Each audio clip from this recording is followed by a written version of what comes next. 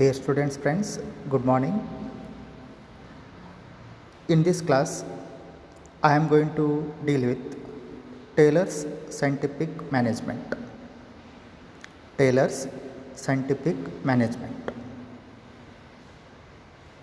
Every organization uses resources to fulfill its goals. While using these resources, an organization has to make sure that resources are being properly utilized. The scientific management helps to the organization how to utilize the various resources to attain the goals of the organization. Here, Frederick Winslow Taylor defines what do you mean by scientific management. According to F.W. Taylor, scientific management includes what? Here is scientific management means knowing exactly what you want men to do and seeing that they do it in the best and cheapest way. So, this is the meaning according to F.W. Taylor. So, according to F.W. Taylor, scientific management includes these things. That is, in every organization,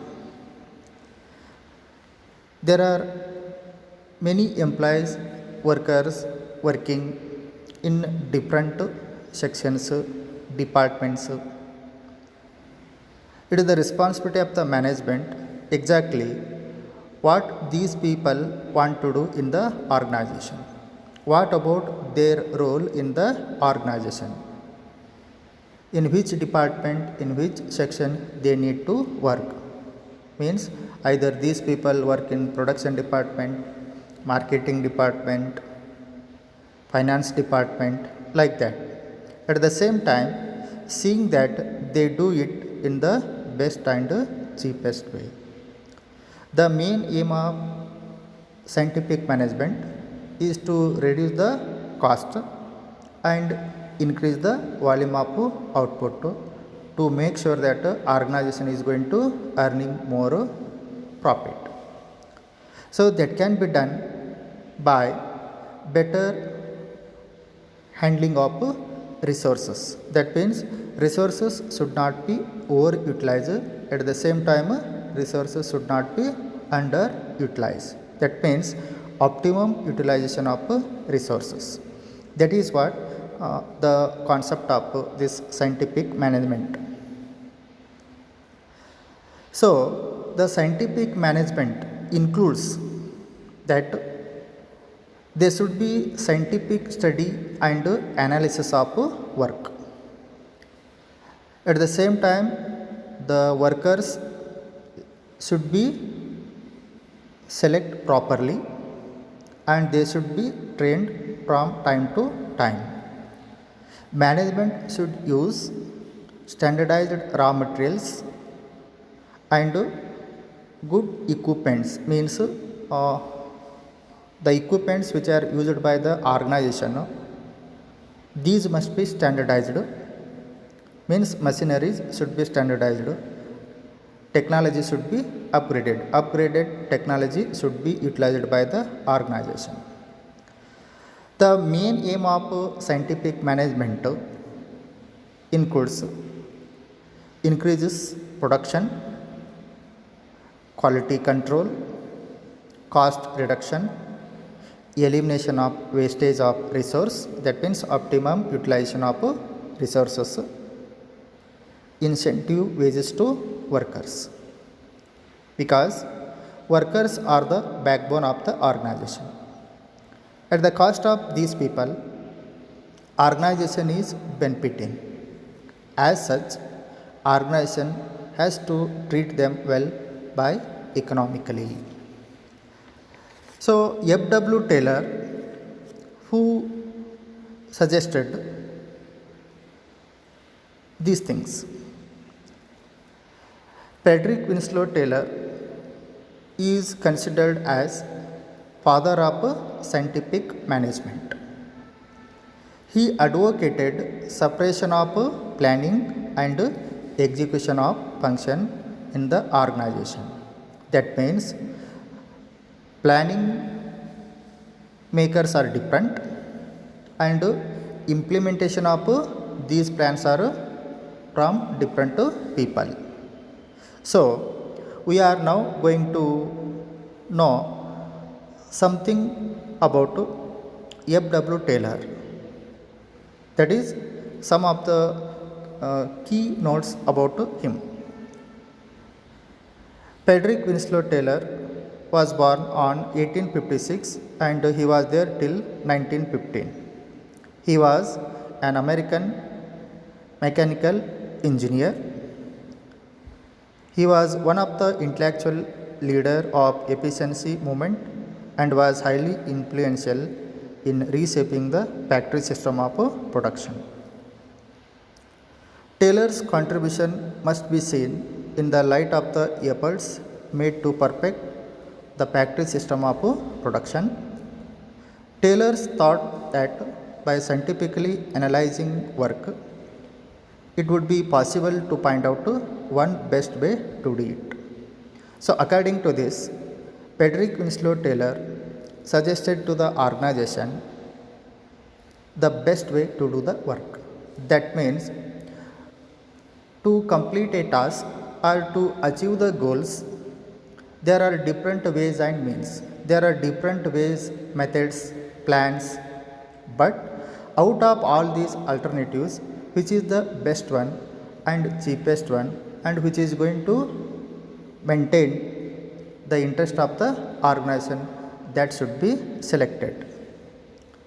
He is known for coinage of the term scientific management in the article The Principles of Scientific Management published in the year 1911. He wrote a book, Shop Floor. He was selected to be president of ASME. He was a professor at Truck School Business. He was originally employed to introduce piece rate wage system.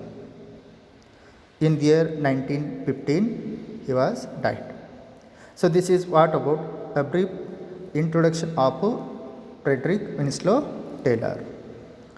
So out of these 10 points about the introduction of F.W. Taylor, you need to remember one thing, that is Frederick Winslow Taylor is called as father of scientific management.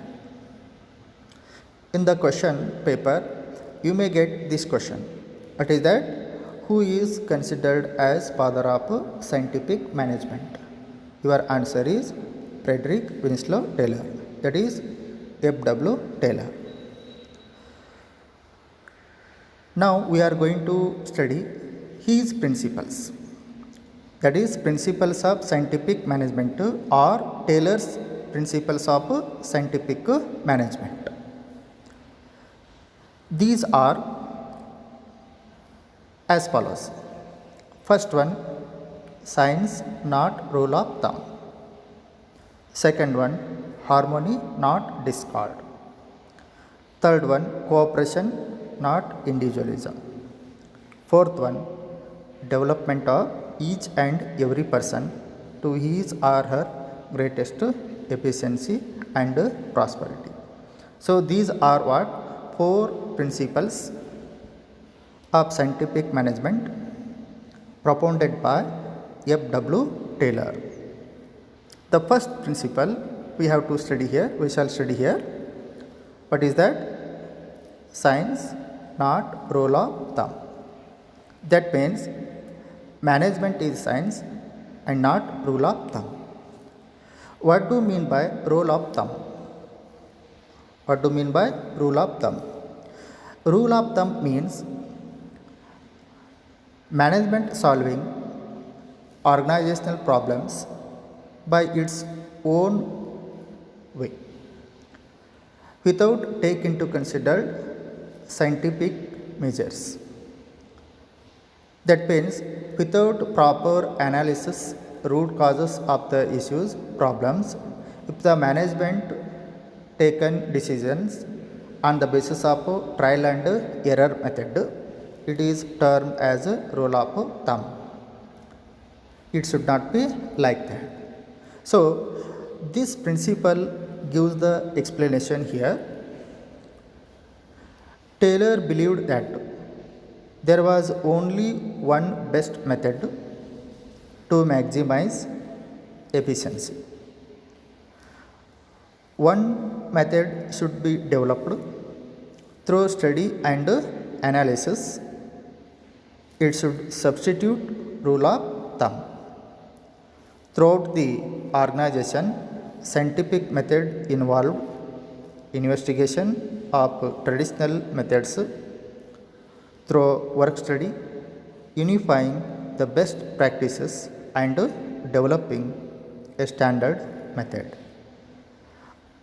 This principle says that we should not get stuck in a set routine with the old techniques of doing work.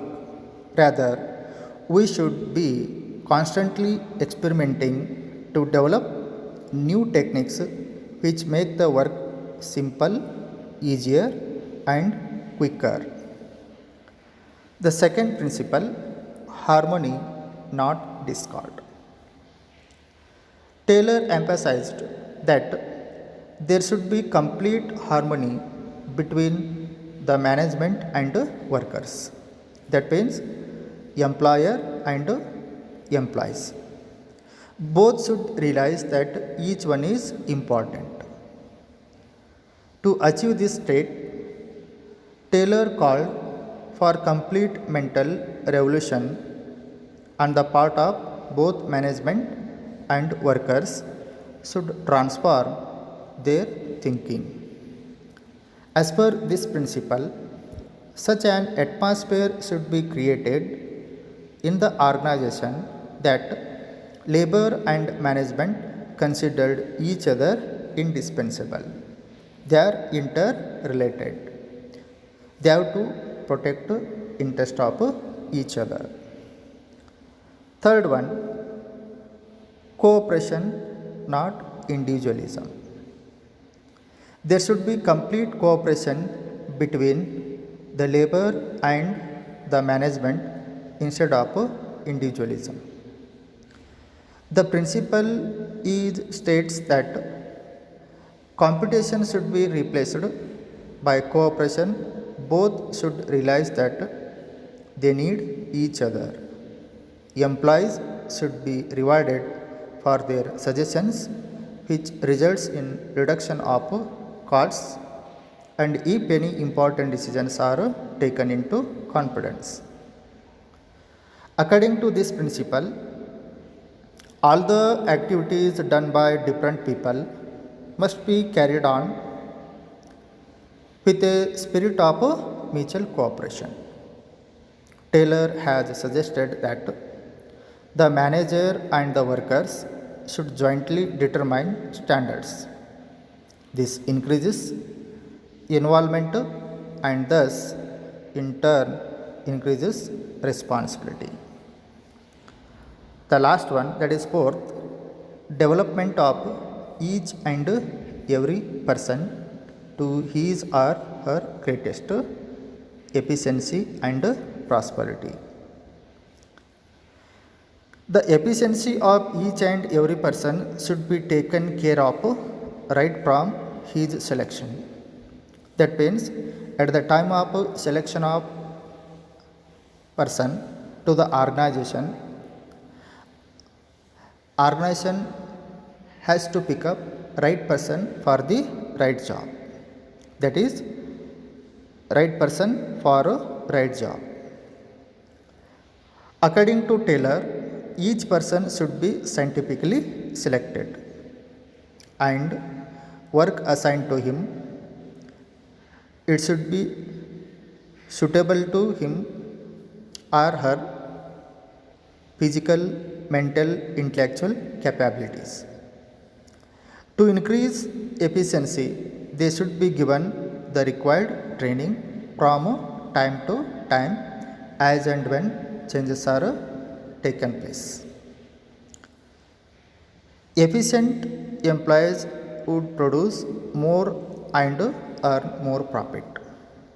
This will ensure their greatest efficiency and prosperity for both organization and workers. Thank you.